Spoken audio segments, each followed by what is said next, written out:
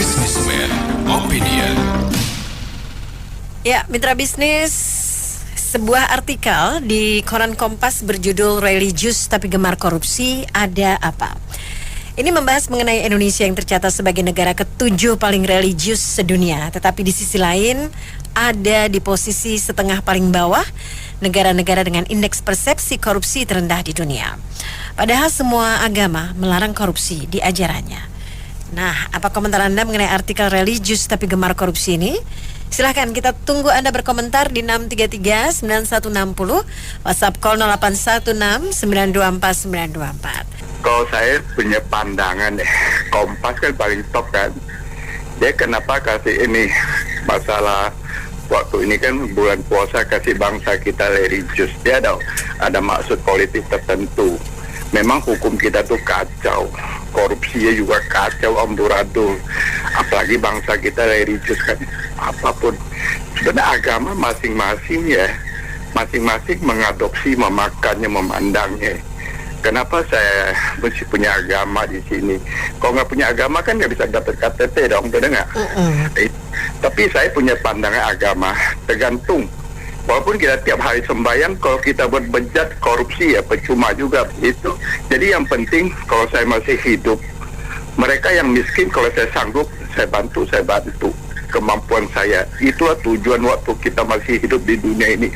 Masalah di akhirat, orang bilang, oh nanti kita di dunia hanya sesaat, di akhirat selamanya. Masing-masing ada surga, ada neraka. Masing-masing kita nggak bisa salin mereka. Itu masing-masing punya pandangan. Kalau saya sih masih hidup, saya bantulah sesama. Kalau itu mereka yang bilang ada, ya mungkin saya diterima. Ya nggak, saya nggak bilang pasti ada. Tapi ada orang, oh pasti ada, pasti nggak mungkin. Dia berani aja. Emang ada orang pulang dari sono balik lagi? Nggak ada kan? Nah, itu masing-masing punya pandangan masa agama. Kalau saya sih agama banyak kan ke budaya. Agama nggak jelek, cuma orang salah gunakan untuk politik, kepentingan, korupsi. Ya masing-masing. Jadi agama tuh kalau kita cerita nggak bisa di sini, mesti itulah. Kalau menurut saya mestinya ya, idealnya kalau orang yang betul-betul beragama, ya kalau dia menghayati, dia menjalankan, mestinya dia tidak korupsi. Ya. Harusnya begitu. Karena ajarannya memberikan aturan atau cara yang seperti itu. Apalagi kalau diikuti dengan tokoh-tokoh agama yang menjadi panutan. Nah, kalau itu dijalankan, biasanya kan orang lihat nih, oh pimpinannya begini, ya kan, tokoh si A, si B, si C, mau pendeta, mau ustadz, mau apapun namanya, kalau dia menerapkan itu di dalam kehidupan sehari-hari, memberikan contoh teladan yang baik, biasanya itu pengikutnya akan ikut. Ya. Biasanya ya. Tapi sekarang prakteknya kan nggak begitu. Di depan mimbar ngomongnya A, di belakang mimbar jadi B. Nah, sekarang bukan soal negara A sangat religius, negara B tidak religius. Sebenarnya kalau itu dihubungkan dengan agama, ya tadi saya katakan secara ideal harusnya begitu. Tapi kenapa nggak bisa jalan? Karena tidak memberikan contoh. Kedua, hukumnya tidak jalan. Hukumnya tebang pilih. Ya, bukan soal kalau saya punya uang, kalau saya baik sama orang, saya bantu orang miskin, jadi artinya saya baik. Belum tentu juga. Kalau uang itu hasilnya dari hasil korupsi, ya sama juga bohong. Iya. Ya kan? Di sisi satu, iya dia berbuat baik, bantu orang susah, ya kan, membangun ini, bangun itu, tapi uangnya hasil korupsi. Nah, masalahnya kalau seperti ini kan harusnya hukumnya yang berjalan. Ya. Jadi bukannya si A itu beragama atau tidak beragama, si kelompok orang itu beragama atau tidak beragama, negara itu beragama atau tidak beragama. Kita lihat aja contoh negara China, ya kan, komunis, berarti kan banyak orang yang nggak beragama, tapi kenapa bisa teratur, Karena hukumnya tegas. Paling gampang begini loh, Pak. Mbak lihat sekarang orang berkendara naik motor. Ya. Kenapa? Udah tahu lampu merah diterabas. Udah tahu nggak boleh lawan arah, dia lawan arah. Ini hal-hal simpel sebenarnya, nggak usah ngomong sampai korupsi dulu deh.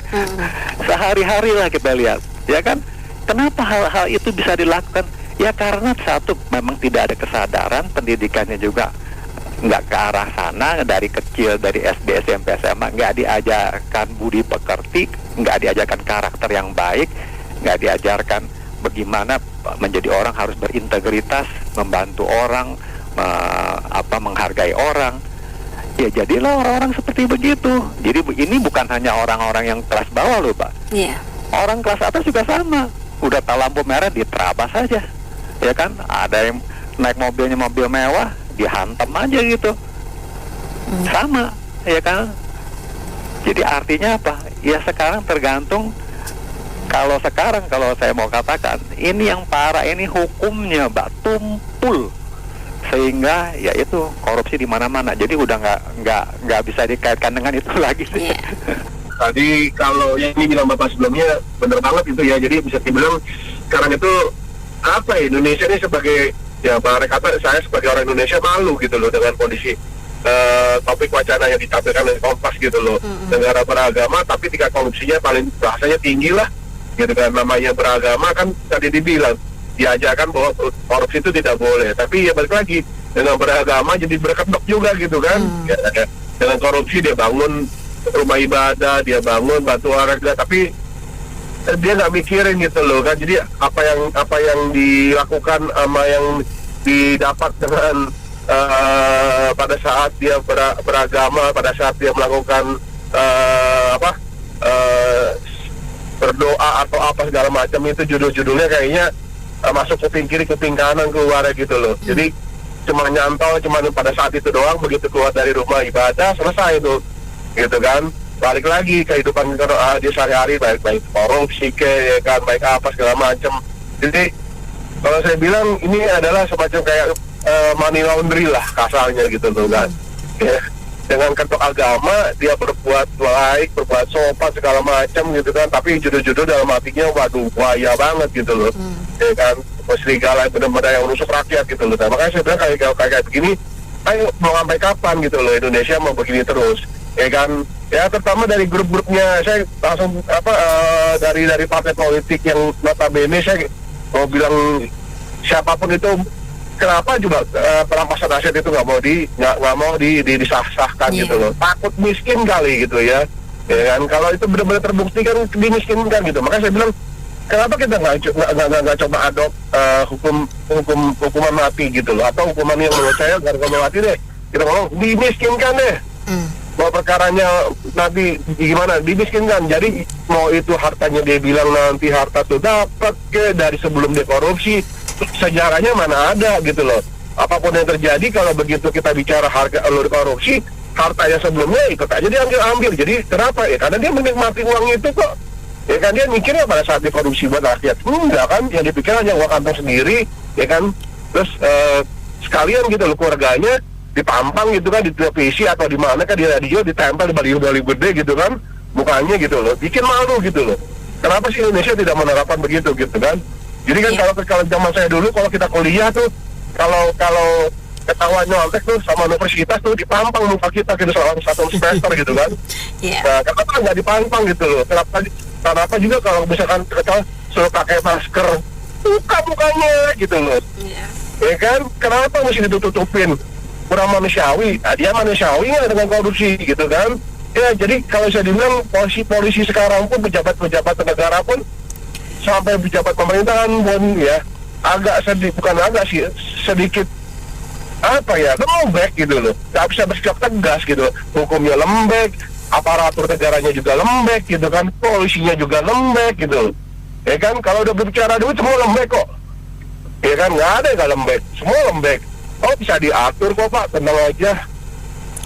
Kalau hanya dia bilang mau berapa juta juga bilang, kalau duitnya sedikit nggak bisa Pak, nggak begini. Coba kalau duitnya banyak, pasti lembek ngomongnya, bisa diatur. Itu sebenarnya sudah bukan jadi rahasia publik, rahasia ini lagi ya, semua orang juga tahu kok gitu loh, ya kan, yang dari nggak bisa dengan adanya duit jadi bisa. Nah itu yang tidak boleh di Indonesia gitu loh.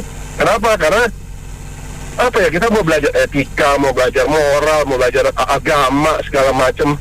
Ya judul-judulnya memang kebutuhan duit itu memang nggak bisa dipungkirin. Cuma balik lagi akhlak orang itu ada apa enggak gitu loh.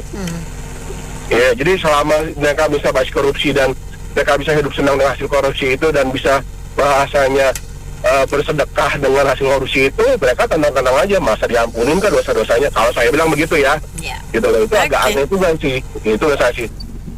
Iya, kalau seperti ini tentu ada pengajaran yang salah atau keliru ya. Jadi bisa jadi itu pengajarannya salah atau keliru, atau tidak terlalu tegas sehingga abu-abu, jadi diterjemahkan oleh pelaku-pelakunya itu menjadi keliru. Misalnya yang Bapak barusan sampaikan itu betul itu, bahwa seolah-olah kalau sudah banyak duitnya itu mau halal atau haram, itu nanti bisa untuk berbuat kebaikan, akhirnya dosanya itu, kesalahannya itu bisa ditebus. Seolah-olah begitu. Kan harusnya kan secara tegas sampaikan itu tidak bisa, malah berkali lipat kalau itu menyusahkan atau mengambil rezeki atau haknya seluruh warga negara itu dikorupsi, lalu untuk diri sendiri atau segelintir orang, lalu itu dipakai untuk penebusan dosa. Harusnya kan tidak bisa, berkali lipat malah dosanya. Jadi itu menurut saya ada pengajaran yang tidak terlalu tegas itu, sehingga ada yang salah. Lalu yang kedua, sebetulnya yang korupsi itu berapa banyak orang sih? Kan begitu ya Bu, betul nggak Bu? Sebetulnya yang korupsi itu berapa banyak orang sih? Indonesia itu negara agama, negara religius, tapi masih ada yang korupsi. Betul, korupsi, karena korupsinya itu yang yang kita tahu itu kan yang berwenang, pemangku jabatan, itu bersekongkol sama pengusaha-pengusaha yang mumpuni, yang punya hak dan kewajiban.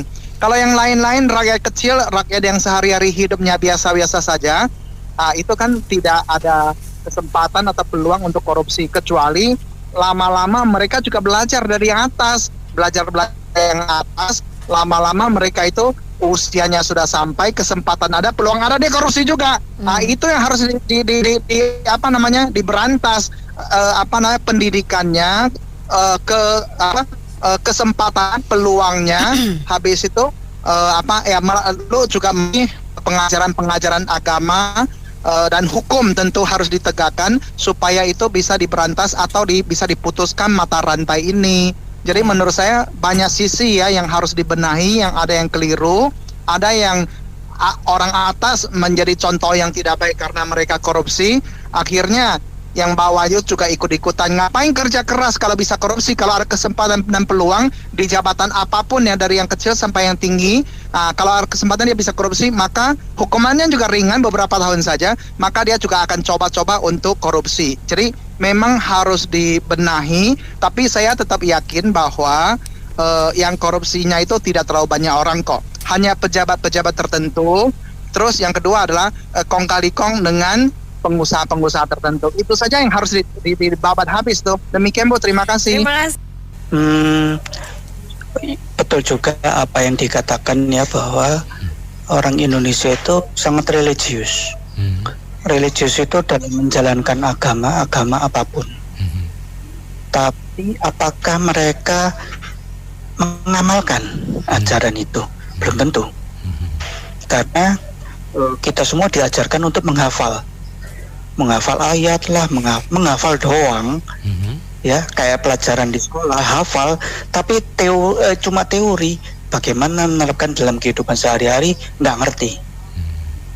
Nah, selain itu tokoh agama, saya nggak ngomong agama A, B, C ya, agama apapun saya lihat tokoh agamanya juga suka duit, suka wanita, suka tahta, kekayaan apapun, tidak memberi contoh yang baik. Katanya kalau kamu miskin itu berarti kamu tidak diberkati Tuhan lah, dosa dan sebagainya.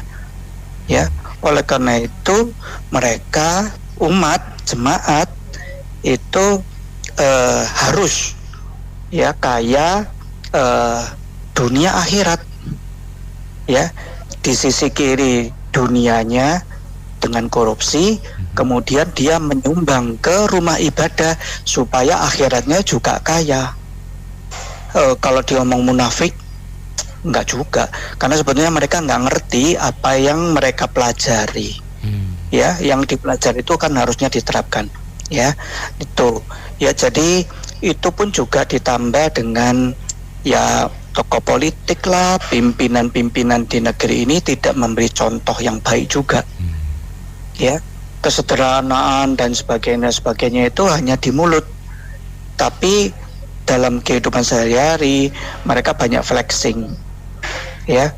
Kita lihat nih, oh pangkatnya cuma segitu, dilihat dari hasil gajinya mungkin cuma sekian, tapi punya rumah besar, mobilnya bagus, punya bermacam-macam sesuatu yang bukan kebutuhan pokok, ya. Nah, itu banyak sekali akhirnya diserap oleh masyarakat. Masyarakat itu mengambil jalan pintas, ya. Atas-atasnya juga korup, masa saya nggak boleh korup, ya. Jadi agama itu formalitas. Mereka itu harus bangga dengan agamanya, beragama dengan baik, tapi satu sisi mereka nggak mau miskin dengan cara yang lurus, ya. Mereka harus kaya dengan apapun caranya, itu yang diajarkan dan ditunjukkan oleh tokoh-tokoh agama mereka. Saya rasa itu aja. Terima kasih. Saya berdasarkan pengalaman pribadi aja lah ya. Negara kita ini kan negara yang muslim terbesar katanya. Dan semua agama sebenarnya kan mengajarkan hal yang baik. Tadi juga disebut bahwa korupsi itu nggak ada yang dibenarkan oleh agama apapun gitu. Yang saya lihat sebenarnya religius ini lebih kepada yang kosmetik gitu loh, tampilan luar ya. Contoh lah saat ini bulan Ramadan, kalau kita lihat masjid-masjid ya, karena saya muslim, itu malam pertama, kedua itu masih penuh gitu, tapi lama-lama susut gitu, ya kan?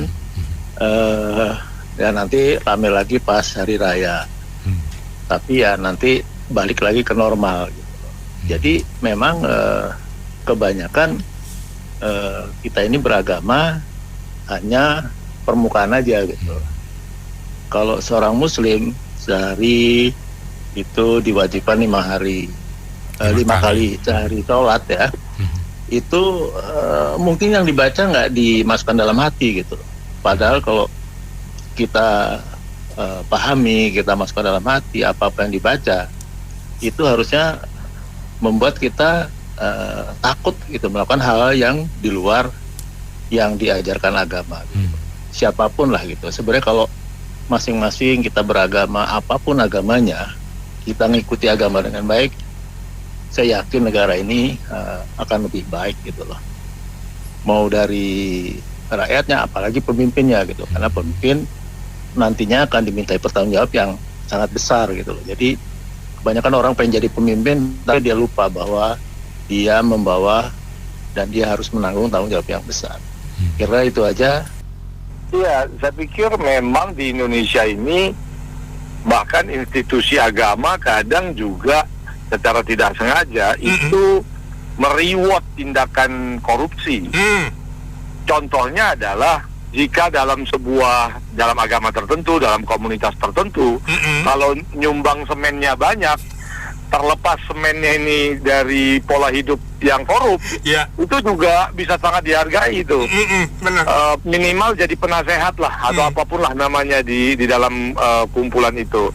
Kemudian sering bikin acara donatur dan sebagainya ya, agama apapun. Sehingga sesuatu yang dihargai pasti akan diulangi, sesuatu yang dihukum pasti dihindari. Nah, karena puja-puji itu bisa datang termasuk di lingkungan agama, puja-puji itu bisa datang despite of uangnya dari mana, maka oknum-oknum ini melakukan segala macam lah di jabatannya masing-masing, apakah itu di swasta, di yudikatif, legislatif dan seterusnya, di TNI, Polri, ASN sama.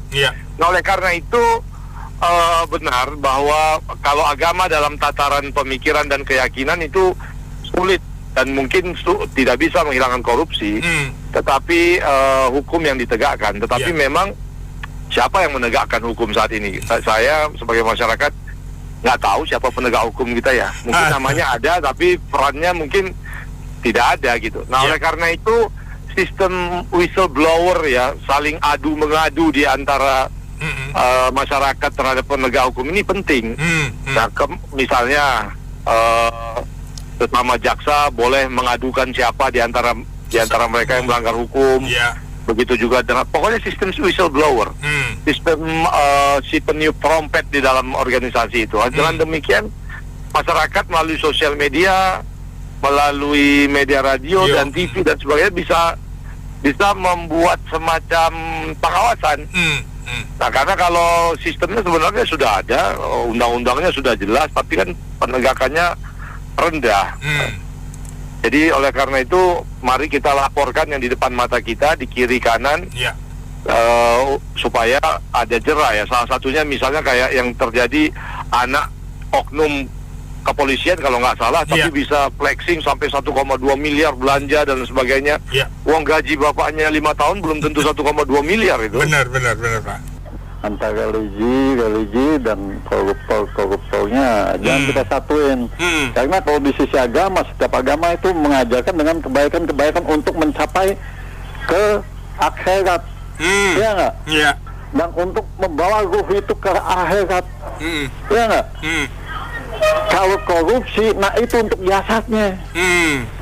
Jasadnya yang mereka penuhi dengan bermacam cara korupsi yang mereka kantongi dan mereka kasih buat anak istrinya dan pribadinya, ya nggak? Itu jasadnya.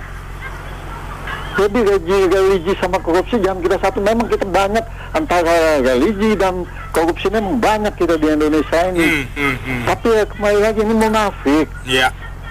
Jasadnya dipenuhi, tapi ruhnya tidak dipenuhi. Harusnya berimbang dalam arti kata ruhnya itu harus yang baik-baik mereka ambil dari uang keringat dia, bukan dari hasil korupsi itu dimpanin buat diri dia, buat ruh dia, buat ruh anaknya, buat istrinya.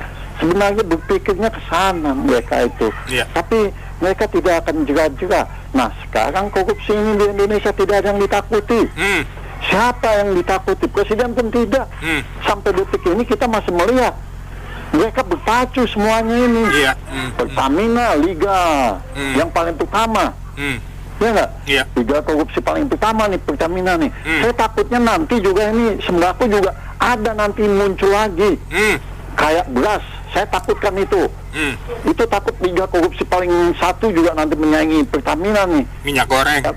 Minyak goreng juga. Nah, itu takutnya sembako itu jadi ajang liga korupsi yang paling number one.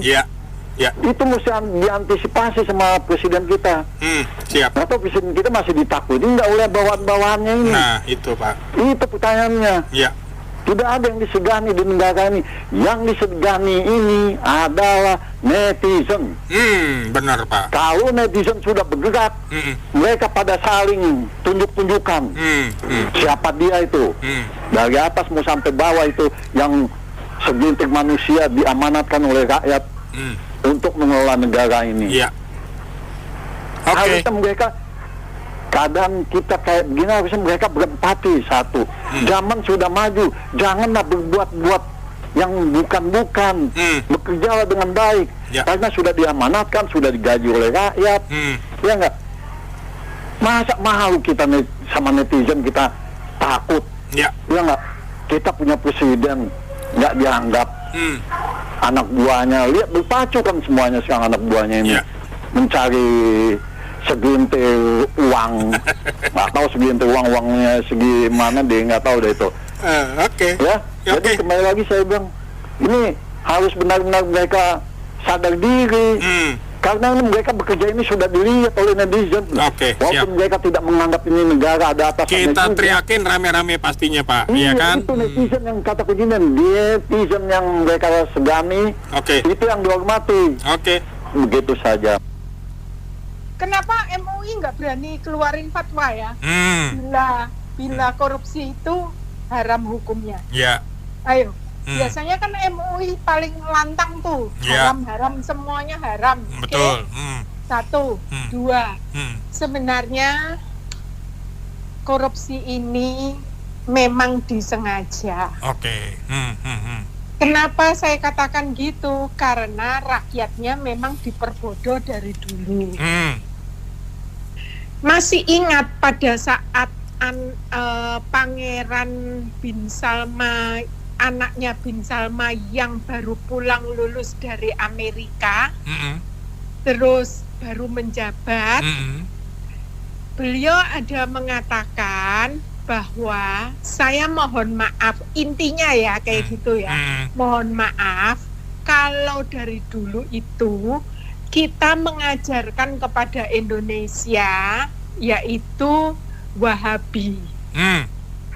Jadi itulah yang dibuat kita itu jadi bodoh. Terus dari dulu itu kan yang dibangun banyaknya kan pesantren-pesantren. Coba itu dicek, mumpung belum marah ke saya, tapi dicek ya, karena saya juga baca data. Nah, di mana pesantren-pesantren itu skillnya minim, yang diberi cuman ya udah pokoknya lu gua bukain pesantren, tutup mulut lu, gua kasih makan, kenyang ya udah, gitulah kira-kira ya. Nah, jadi pangeran ini minta maaf karena itu semua didanai oleh Amerika. Ada perkataan itu, Nah, oleh sebab itu kalau saya ngomong sebenarnya kita itu udah disusupin bahwa kita memang supaya bodoh. Jadi kalau kaya tapi bodoh ya habis lah, nggak mungkin nggak habis kan.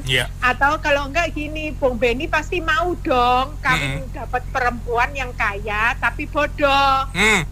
Mau kan pasti. Ya udah kayak gitulah kira-kira ya. Nah, ini pun juga seperti itu. Makanya kalau kita berantem terus, saling nuduh, saling menuding, tapi kita tidak berbuat apa-apa. Saya juga nggak tahu yang ngomel-ngomel itu bener nggak. Kalau tidak korupsi atau tidak terlibat korupsi atau ya tidak pernah. Ya, kayak gitulah kira-kira ya. Jadi sebenarnya ini tugas kita semua sadar, jangan berantem tapi bersatu memberantas korupsi. Karena apa yang jelas ya, politik itu di atas hukum. Terus agama dijual untuk membodohi rakyat. Jadi artinya kita ini dibodohi dengan jalan agama, agama dijual untuk membodohi rakyat. Tujuannya apa ya, politik lagi. Terus hukumnya diinjek-injek oleh politik. Terus gimana caranya hukum itu bisa berdiri tegak? Sementara sekarang mau nggak, berani nggak kalau kepolisian, kejaksaan itu semuanya dibasmi, beresin semua, terus ganti semuanya yang baru-baru. Kalau sudah mengakar itu kan sulit. Lah, ada nggak keberanian itu? Ada nggak yang usul itu? Masa sih Indonesia ini nggak ada yang bisa mendapatkan itu semua? Pasti kan ada. Lah, hal-hal seperti ini jadi artinya berarti di antara kita juga masih ada yang pengkhianat, yang kepengen rakyat itu bodoh, yang kepengen korupsi itu langgeng. Terima kasih. Saya sepakat dengan Ibu sebelumnya, Ibu Mila ya. Bu Mila. Iya, ini lembaga organisasi terbesar di Indonesia, kita MUI itu kemana ya? Ya kan?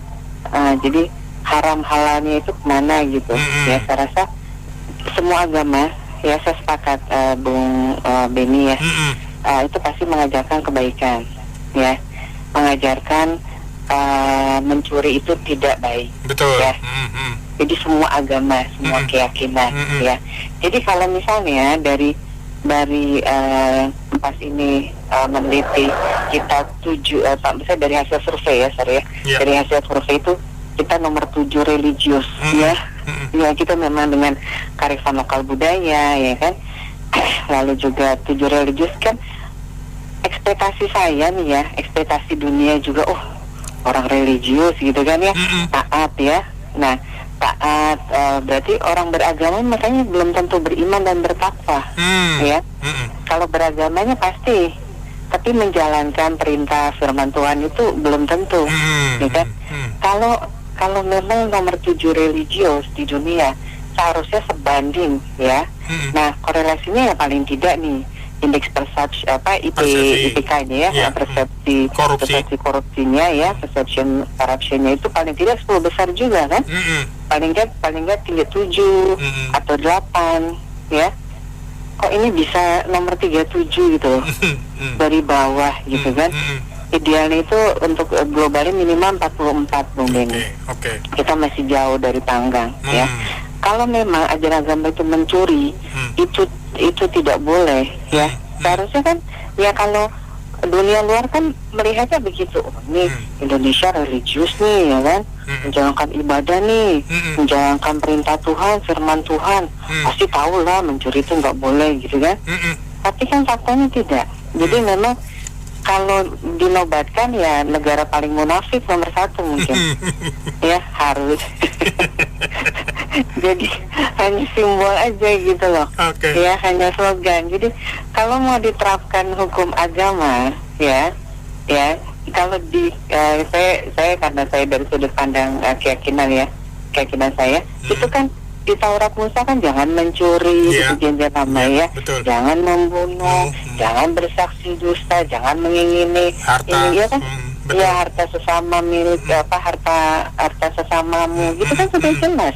Kalau mau diterapkan murni nih hukum agama, saya rasa salah satu provinsi di Indonesia sudah ada ya, seperti Aceh ya, itu masih ya, ya kalau enggak tuh maling-maling itu, kalau koruptor itu terlalu keren mungkin ya. Maling-maling perampok serakah itu ya, itu tangannya putus semua Bung Benny, benar kan? Mencuri potong tangan, betul ya? Betul. Nah, berzina dirajam, lempar batu, babak belur semua orang berzina, benar nggak? Caranya sudah ada, cuman memang balik lagi itu tadi umat beragamanya sendiri kembali, ya kan? Ya di Timotius pasal 6 kan ada akar kejahatan adalah hamba uang. Jadi memang saya berkali-kali katakan di BO ini, sila pertama bukan ketuhanan yang Maha Esa, tapi keuangan yang Maha Kuasa. Karena apa? Tuhannya itu uang, mereka diperbudak sama uang. Ya makanya Rasul Paulus itu sudah memprediksi ini, menubuatkan ya, akar kejahatan adalah hamba uang. Nah, sila kelima, keadilan sosial bagi seluruh rakyat Indonesia. Tapi ini karena karena mereka Tuhannya uang ya, jadi keadilan sosial hanya untuk segelintir orang gitu. Ya, segelintir rakyat Indonesia. Ya. Jadi bagaimana mau berkeadilan yang merata gitu ya. Jadi masih ada, ya itulah namanya manusia suka nawar Bung Benny. Ya. Jadi ya sebetulnya kalau beragama iya, tapi belum tentu beriman. Ya, jadi itu buat cermin diri sendiri. Jadi jangan, ya jadi percuma mubazir lah beribadah. Ya maaf ya, sesuai keyakinan atau keyakinan. Tapi kalau memang tidak bisa menerapkan ya perintah firman Tuhan ya iman tanpa perbuatan adalah mati. Ya katakannya. Ya jadi ya kita belajar lah ya, harusnya kita bisa menaikkan IPK persepsi korupsi kita 10 besar. Kalau mau korelasinya nomor 7 ya. Saya cermati nomor 10 besar yang IPK-nya 10 besar, Denmark, Finland dan lain-lain itu mayoritas non-muslim ya. Jadi mereka juga bukan untuk yang religius sekali juga tidak loh ya. Jadi saya bingung ini ya. Memang bagaimana mau ini ya, dari bansos dimaling ya kan, Al-Quran aja dikorupsi, saya geleng-geleng. Baik Ibu. Ya itu makanya itu tokoh-tokoh agama yang seharusnya memang lebih bersuara lah, ini haram. Ya, setuju Bu, setuju. Ya. Sebenarnya emang Kompas itu adalah salah satu media yang kita harapkan menjadi media penyeimbang ya bro ya. Ya kan? Nah, harusnya dia mengutarakan hal-hal yang realistik. Ini menurut gua inilah yang realistik banget. Bahwa negara dengan skor religi, ibadah tertinggi, religi, tetapi justru skor korupsinya juga balapan. Balapannya bukan balapan menang, balapannya kalah. Iya kan? Iya. Ini yang sesungguhnya baik kalau menurut gua dengan adanya Kompas berbicara atau memberikan tema ini atau ya mengangkat tema ini. Mudah-mudahan pemimpin kita sekarang udah lebih baik. Iya. Karena belakangan ini kita lihat Jaksa Agung semua udah cukup berani ya. Mengangkat berbagai kasus-kasus korupsi besar ya. Iya, betul. Yang nilainya triliun. Ada lagi, betul. Mungkin juga nanti ada lagi PLN juga barangkali akan dibuka barangkali. Waduh. Iya kan? Nah, Kompas mengangkat masalah ini dan inilah yang terjadi di Indonesia. Ternyata antara religi dengan korupsi itu yang kita harapkan sejalan, ternyata enggak, bro. Karena negara yang dengan religi tertinggi itu kan korupsi itu adalah sesuatu yang diharamkan. Ya. Ya kan? Tetapi kenyataannya malah halo. Jadi menurut saya Prabowo ambil momentum ini. Terus perintah kepada Kapolri, Kejaksaan Agung, dan KPK untuk buka terus. Iya. Lantas kita masyarakat akan ikut mengawasi. Betul. Prosesnya sampai ke hukumannya. Iya. Apakah hukuman ini memberikan efek jerah apa tidak? Ya kan? Ya. Kalau lebih dahsyat lagi, Prabowo bisa mengkoordinasikan atau mengorkestrakan sampai partai politik pun berani tanda tangan rancangan undang-undang. Ya. Betul, yang aset dan pemiskinan, perampasan aset. Ya. Apakah itu nanti dibarengin dengan entah namanya apa yang sejenis tax amnesty, silakan dilakukan. Karena kita secara nasional, kita itu perlu rujuk nasional untuk ke depan semakin baik. Ya. Dan semua orang menunggu, termasuk orang luar. Ya. Mau melihat Indonesia sebenarnya lu mau kemana sih, bro? Ya kan? Prabowo lu ngomong doang, lu mau kemana? Tetapi hari ini Kompas mengangkat tema ini, saya pikir ada baik lah. Ya. Ini adalah pengakuan bahwa kenyataan Indonesia begini. Iya. Persoalannya bagaimana lo memperbaikinya. Siap. Kita kasih apresiasi lah untuk belakangan ini beberapa yang dibongkar ya. Iya. Cuma terus terang aja Kapolri satu ini, gua masih belum lihat gregetnya. Yang urusan yang kecil aja belum berani turunkan perintah ke Kapolda atau apa, yang urusan yang ormas-ormas segala macam supaya anggota beliau lebih keras. Iya. Mudah-mudahan Kapolri juga jangan kalah, bos. Setuju. Ya kan? Kalau nggak ada pilihan lain, ya Pak Prabowo harus melakukan rotasi atau penggantian. Iya. Karena kita nggak bisa nunggu lagi. Waktu nggak menunggu kita, bro. Ya kan? Ya. Jadi mudah-mudahan ini semua kita akan lihat. Jadi begini, Indonesia ini revolusi mental itu nomor 1 lah ya. Tapi untuk merevolusi mental itu harus dua cara. Lewat bidang pendidikan itu butuh waktu 30-40 tahun. Waduh. Untuk melahirkan manusia-manusia yang bermutu, berkualitas, berpancasilais.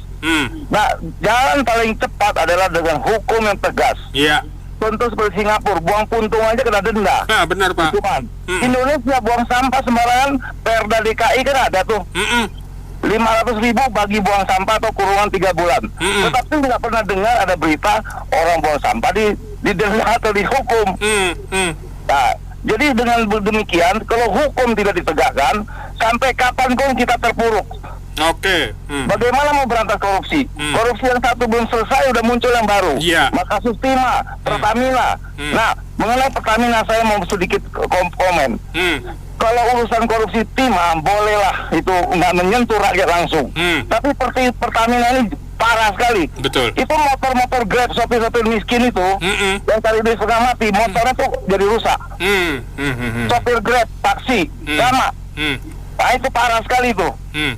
Harusnya hukum mati diterapkan atau minimal RUU perampasan aset segera disahkan. Setuju Pak. Janganlah merusak, jangan membodohi rakyat terus lah. Ya. Iya. Kita tiap hari jadi ini telepon ke sini untuk bicara, untuk kritik ya kepada pemerintah. sebenarnya itu udah berpuluh-puluh tahun ya, dari zaman Bung Hatta juga udah kritik korupsi ya, Pak Hugeng, kemudian Baharudin Lopa, ya sampai sekarang malah tambah parah. Ya, kenapa? Ya karena permisifnya elit bangsa ya, pemimpin terutama, karena kita nggak mungkin nyalain misalnya kalau jaksa 1 atau 2 oknum. Kalau banyak gimana? Ya sistemnya nggak benar. Sistem dibikin ada KPK segala macam. Dulu KPK dibikin karena kan katanya kejaksaan sama polisi nggak sanggup. Mau bikin KPK ya dengan gegap gempita bakal selesai ini masalah. Ternyata KPK-nya juga korupsi. Jadi kita mau bikin apa lagi? Pengawas KPK. Nanti pengawas KPK-nya yang korupsi. Ini berkelanjutan, nggak ada ujungnya. Intinya masalah adalah permisifnya bangsa kita ini ya sikap ini juga bisa kita lihat dari permisifnya pemimpin bangsa kita ya, presiden, wakil presiden segala macam ya, menteri-menteri terhadap korupsi. Jadi iyalah karena dia ini terus hukumannya juga asal-asal kan.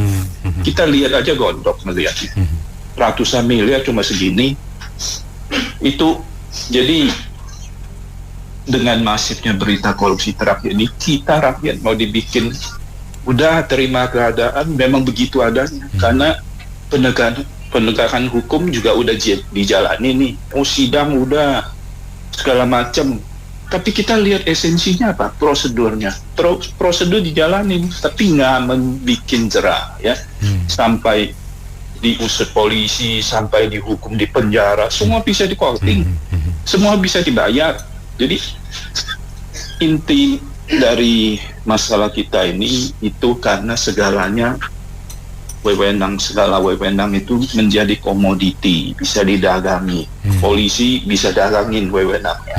Hakim bisa juga, mau hukuman ringan sini setoran.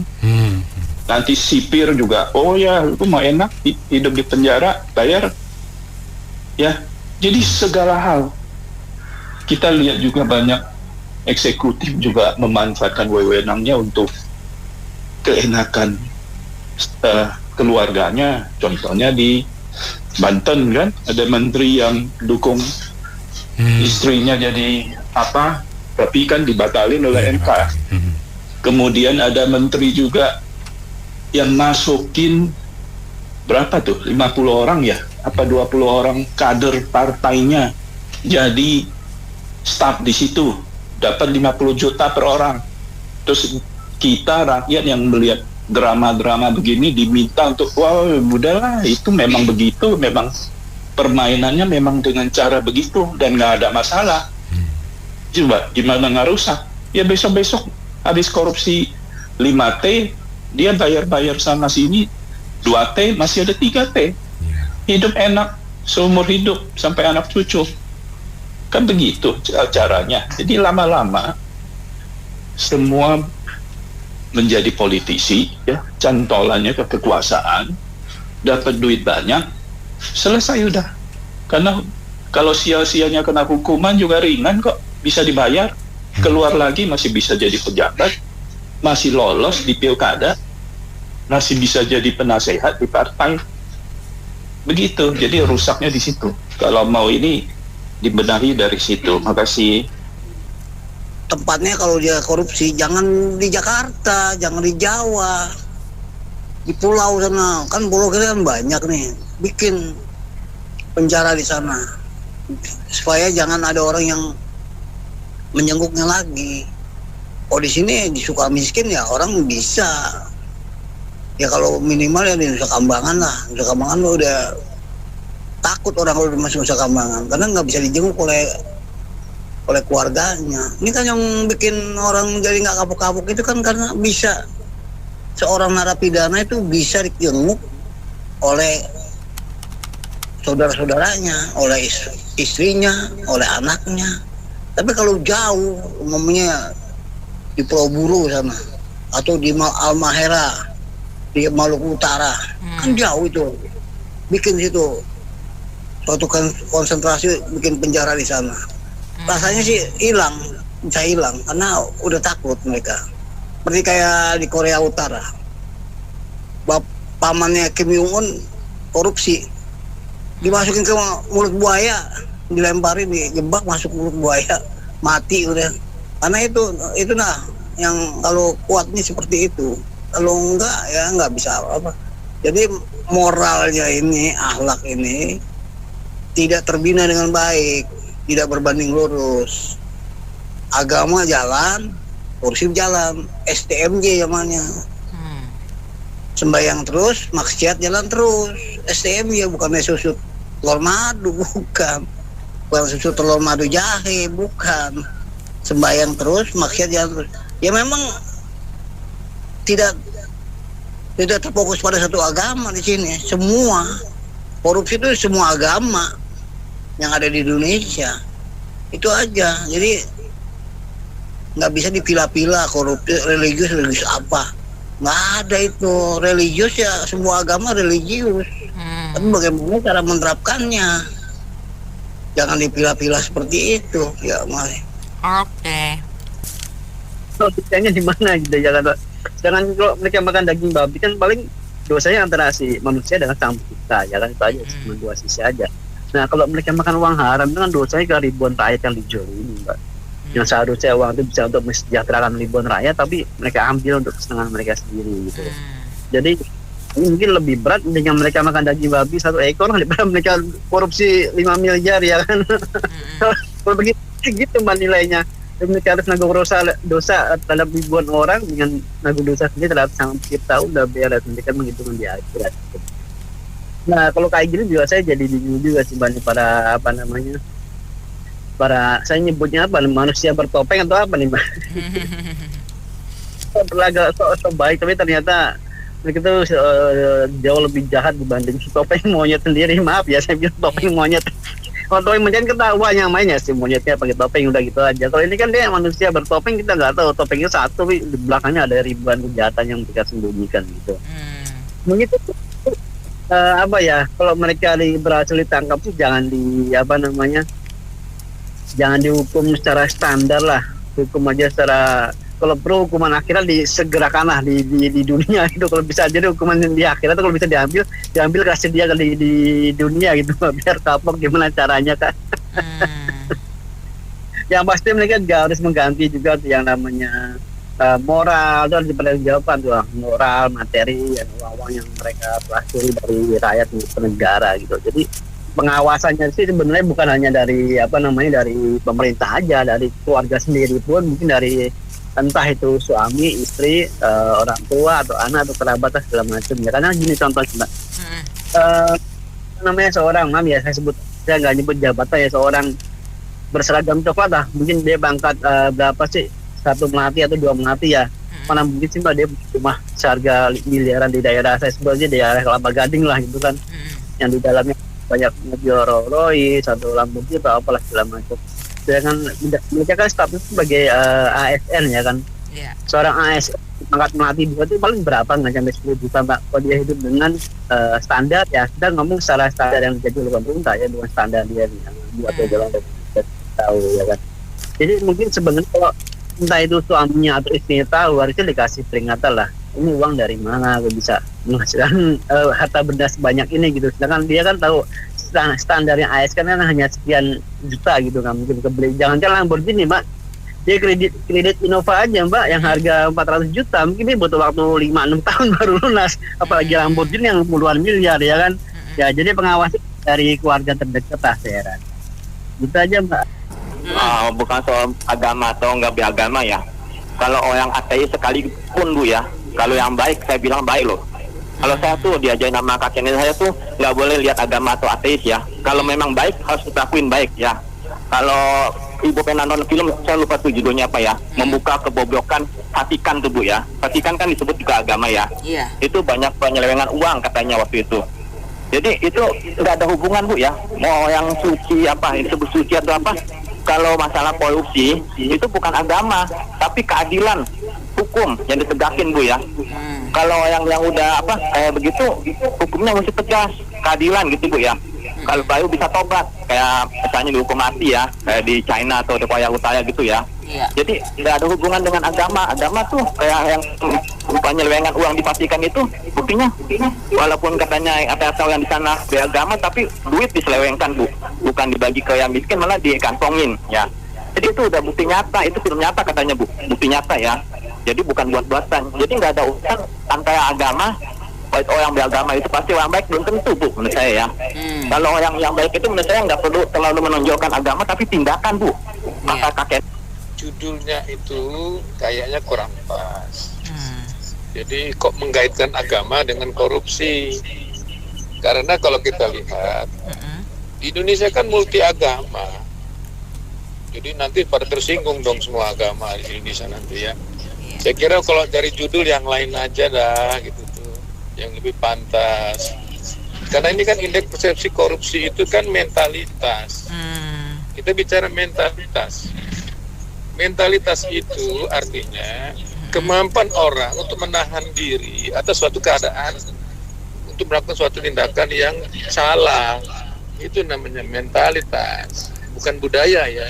Saya nggak setuju istilah budaya. Kalau kita baca dari sosiologi, itu namanya mentalitas.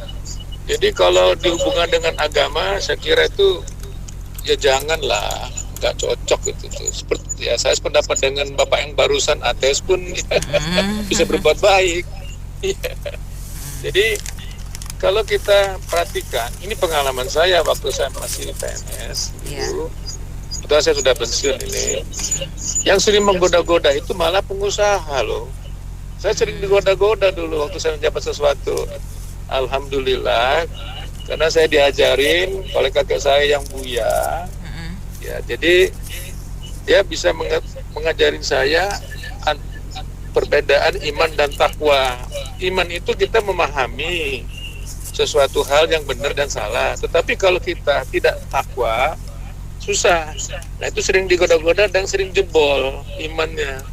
Jadi takwa itu, ini maaf ya saya bicara masalah agama saya yang muslim. Takwa itu kita punya rasa takut dan cinta kepada Allah. Jadi dengan kita cinta pada Allah, kita punya rasa takut untuk berbuat salah. Nah itu konsep kami. Nah itu diperdalam mestinya kepada, ya maaf teman-teman muslim kita, untuk tidak melakukan korupsi. Sebaiknya ditekankan makna takwa tersebut. Takwa itu cinta pada Allah dan takut. Nah itu sebenarnya di situ tuh esensinya, bukan definisi ya, esensinya gitu ya. Jadi kalau menurut saya sih kelemahan kita ini kalau kita bicara dari segi hukum, penegakan hukumnya yang nggak benar. Masa korupsi itu seorang menteri korupsi mesti lapor presiden, orang DPR korupsi lapor juga presiden, lah kan aneh itu tuh. Satu hal lagi, rencana di pasal 12 KUHP, rencana daripada KUHP pasal 12 itu mengatakan bila penegakan hukum daripada penyidikan, maksudnya dari polisi juga 14 hari tidak dikerjakan, itu bisa jaksa maju katanya. Loh kok jadi kacau mengacau ini? Itu rencana KUHP yang baru. Ya jadi makin hari makin kacau gitu penegakan hukumnya, makin nggak jelas. Jadi dari segi hukum sudah kacau, mentalitas juga kacau. Jadi saya kira dua itu poinnya, mentalitas dan penegakan hukum yang nggak beres. Saya kurang setuju pendapat mengenai religius itu. Saya kira itu janganlah dihubungkan dengan situ tuh. Itu beda banget itu. Itu hal yang satu yang bertolak belakang untuk dikait-kaitkan gitu tuh. Nanti semua agama tersinggung loh. Di Indonesia kan banyak agama loh. Dan yang membuat korupsi kan tidak hanya yang satu hal itu. Kalau kita perhatikan banyak agama loh. Dijen pajak agamanya siapa tuh? Coba yang kemarin.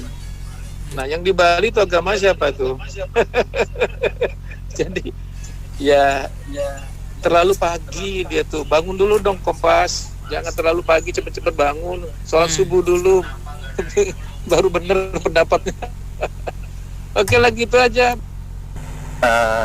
Jadi gini, kalau korupsi sama religius itu hubungannya sangat-sangat itu ya, sangat-sangat logis sangat-sangat terukur. Kenapa?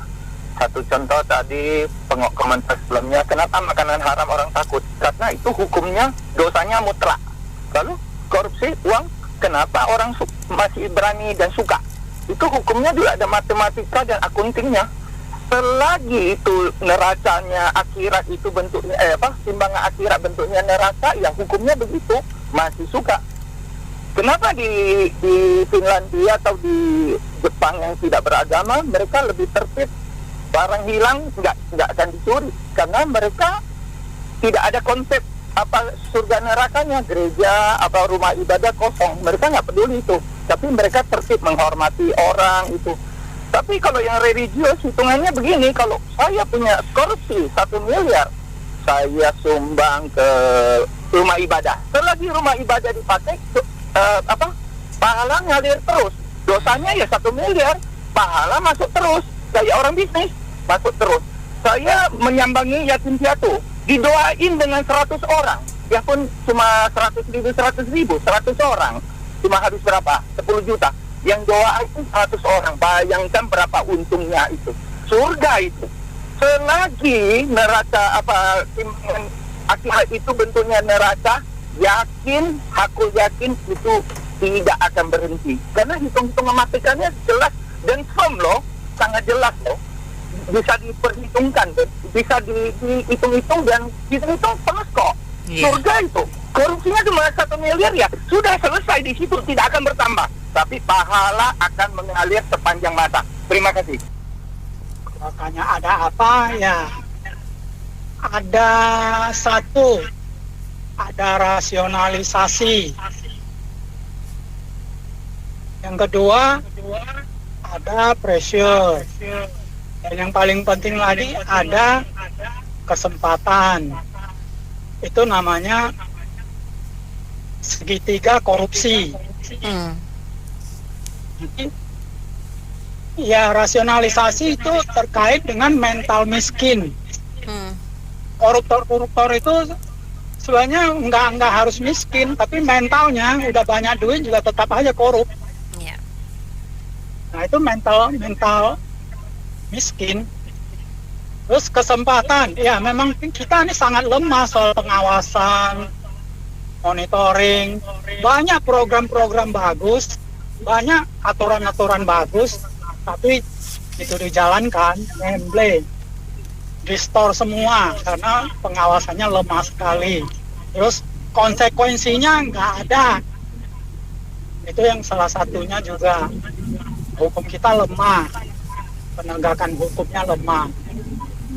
Ya itu terpenuhi lah, namanya corruption triangle itu terpenuhi. Soal religius nggak religius ya kita kan Bhinneka Tunggal Ika ya, semuanya di negara kita ada semua agama. Dan itu ya memang kalau dihubung dengan itu ya kita mestinya bercermin lah, koreksi diri lah.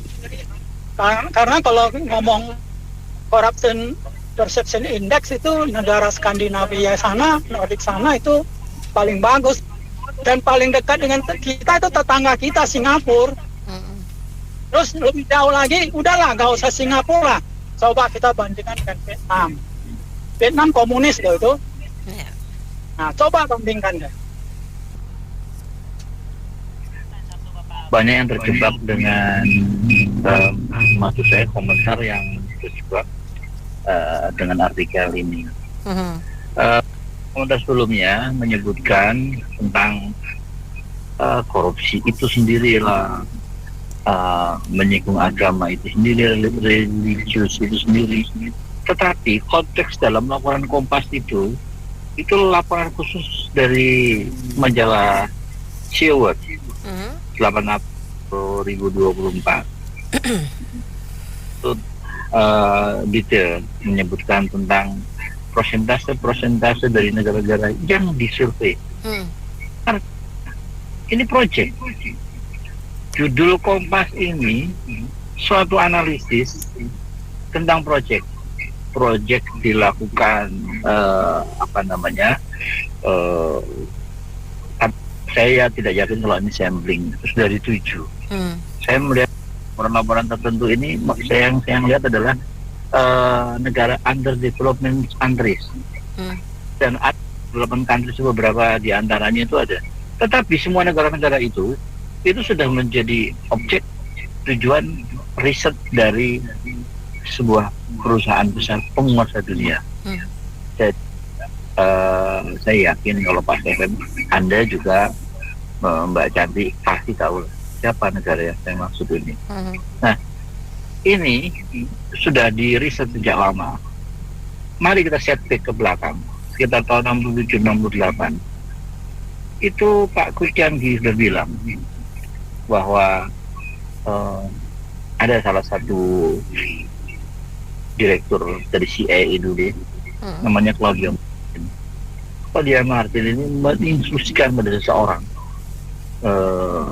di sebagian yang mendengar dari radio FM juga tahu ya, dia itu afiliasi dari suatu perusahaan besar yang namanya Pesto, anak perusahaan dari sebuah minyak besar ya, Halliburton. Dia membentuk itu. Yang saya maksud adalah bahwa perusahaan-perusahaan besar ini under penguasa dunia ini yang menguasai uang dunia, Rothschild seperti itulah. Rothschild membentuk sebuah bank itu sudah tahun 1890-an siap di London dulu. Dia menguasai perputaran uang dunia. Korupsi ini pasti menyangkut masalah uang. Banyak rentetan. Nah, kalau ke masalah yang disebut oleh laporan Kompas yang Anda maksud tadi dalam majalah CEO World 8 April 2004, juga survei itu dikuatkan tentang jejak pendapat sebelumnya oleh PEU Research Center 2018. Ya, 93% semua responden Indonesia menilai memang agama itu penting, tapi 72%-nya juga korupsi. Itu konteksnya yang digiring oleh riset ini. Sebetulnya hanya memancing saja. Jadi kalau kita mau melihat laporan Kompas, ini proyek, ini analisa riset dilakukan oleh sebuah lembaga, kemudian disebarkan. Ini loh buktinya, development countries dan juga underdevelopment countries ini, termasuk Indonesia, itu 98% orang-orangnya itu religius, tapi 70% di bawahnya itu suka korupsi. Ini semacam kayak umpan yang menggiring tentang mentality, pandangan tentang religius sendiri. Arahnya percuma Anda punya agama, nggak usah lah, nggak apa-apa. Ada di uang juga, perlu korupsi juga dimakan juga. Ini sebuah project tentang how to set your mindset. Nah, sisi yang lain banyak lagi, riset semacam ini sudah banyak. Ada salah satu memang untuk mempengaruhi pola pikir orang-orang di negara dunia, negara sedang berkembang itu, di-setting ulang semuanya. Contohnya ada di tentang koperasi itu jelek. Jadi apapun orang ikut koperasi pasti hasilnya nggak bagus. Korupsi juga. Bantu agama, religius seperti yang lalu lah, ada bantuan tentang hibah, bantuan tentang baik ke masjid, baik ke gereja.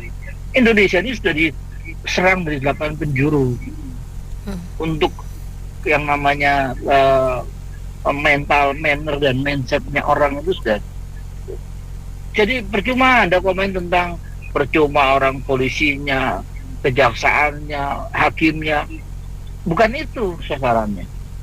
Anda kalau komen tentang itu, tentang yang bapak tadi yang komentar tadi itu, Anda ada satu judul yang dilemparkan oleh sebuah media, CNN, Penguasa Dunia, itu memainkan penguasa dunia berita, news itu. Dia melemparkan sebuah berita baik lewat radio seperti Pas FM ini atau segala, itu orang akan segera heboh. Bensin naik heboh, air langka heboh, mobil naik heboh, harga bahan naik heboh. Itu demikian dominannya sebuah berita dilemparkan ke masyarakat. So, kalau Anda yang melihat bahwa menurut laporan Kompas, cobalah baca dengan seksama. Wahai sekalian semuanya. Majalah CEO World 8 April. Kemudian juga laporan-laporan berikutnya seperti PEU Research Center tahun 2018. Ini apa namanya? Mengapa mereka meriset negara-negara ini? Mengapa mereka melakukan riset itu? Mengapa mereka melakukan riset macam-macam? Ini proyek, gitu loh, menurut saya. Jadi menurut penulis makin pinter, apapun judulnya, apakah religius atau tidak, korupsi atau tidak, so subjek dari judul ini adalah korupsi. Sekarang saya besok saya ucapkan lagi korupsi, besok lusa saya ucapkan lagi korupsi. Nah, korupsi itu sesuatu hal yang biasa saya dengar dan diharapkan akan biasa saya lakukan. Itu tujuannya. Menurut saya udah dari dulu bilang saya nggak percaya survei, karena survei itu bisa bikinan, tidak jujur, tidak akurat. Lembaga-lembaga survei di dunia rata-rata tuh kemungkinan besarnya bikinan, karena kalau nggak dibikinan atau pesanan orang itu mereka tidak jalan, karena survei itu butuh dana, gitu ya, dana besar. Apapun topik surveinya, tema surveinya, mau politik, mau ekonomi dan lain-lain. Dan kenapa saya nggak percaya survei? Karena survei-surveinya banyak yang menipu rakyat, menggiring opini publik ke arah sesat, gitu ya. Tidak fakta yang real. Kalau di negara kita, bukan hanya praktek korupsi yang dijalankan, tipu-tipu juga banyak dijalankan. Lalu apa? Mafia narkoba merajalela, bisnis narkoba, ada backingnya, ada pelindungnya. Minuman keras juga merajalela, bisnisnya ada backingnya. Sampai tawuran tuh remaja tuh di TV berkali-kali. Itu dari zaman dulu loh, dari pertama kali merdeka sampai sekarang. Lalu apa lagi? Masih juga rentenir tuh menjerat rakyat, rentenir yang pinjaman online itu kan nyata fakta. Judi-judi online tidak online itu situsnya masih banyak, Mbak. Kalau Mbak mau buka situs internet, ada pornografi, ada judi online-nya juga. PIP 21, gudang film, ya, rebahin, itu situs-situs seperti itu dan sejenisnya banyak sekali. Itu situs pornografi sekaligus ada judi online-nya. Itu tersebar luas, gampang diakses ya, Mbak. Dan itu menjerat banyak masyarakat. Nah, kalau menjalani agama tapi banyak juga yang menjalani yang seperti yang saya jalani tadi, kan meragukan beragamanya. Jangan-jangan hanya KTP, kan seperti itu. Jadi survei-survei itu banyak saya nggak percaya. Yang penting fakta nyatanya di lapangan memang banyak kebobrokan, tapi KTP-nya beragama, gitu loh. Ya mengerjakan agama, ya mengerjakan judi, yang mengerjakan agama ya korupsi, yang mengerjakan agama ya narkobaan, bisnis narkoba terlibat di dalamnya, dan lain-lain yang kejahatan itu kemungkinan. Terima kasih Pak Agung. Baik mitra bisnis, kita cukupkan sampai di sini. Opini komentar Anda kami tampung dalam Businessman Opinion. Saya Mary Agustin.